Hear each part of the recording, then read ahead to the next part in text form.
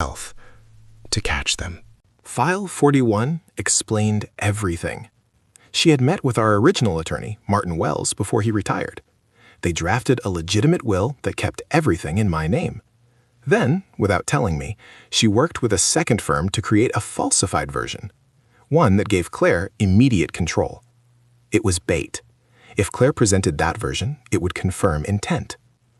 Margaret left a sealed envelope labeled, "For law enforcement only." Inside were screenshots of Claire's search history, bank transfers to the new law firm, a recorded conversation between Claire and Daniel discussing timing. Timing. They were waiting. File 78 nearly destroyed me. "I collapsed today," Margaret said weakly.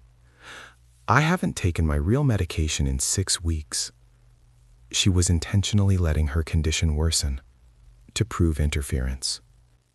"If I survive, we go to the police.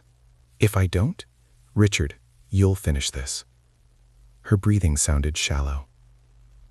"I'm sorry for not telling you, but I needed you safe. If they suspected I knew, they might turn on you next." File 91. 2 days before she died. "Richard, if you're hearing this, then they used the false will." Silence. "They underestimated me." Her voice trembled. "Take everything to Detective Aria Monroe. She owes me a favor." Aria Monroe. That name pulled a memory. Margaret once helped a domestic abuse victim who turned out to be Monroe's sister. She had connections. "My love," Margaret whispered, "they think they're clever, but greed always leaves fingerprints." The recording ended. I sat in that storage unit for hours. My wife had orchestrated her own death as a legal trap, and I had been too blind with grief to see it. Detective Aria Monroe listened to 10 files before she stood up. "We're opening a criminal investigation." They seized medical records. Forensic toxicologists examined pill bottles.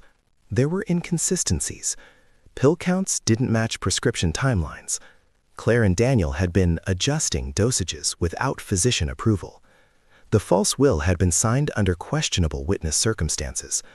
Bank records showed Claire transferring large sums to the new law firm before Margaret's death. They thought they were clever, but Margaret had been meticulous. 3 weeks later, police arrested Claire and Daniel on charges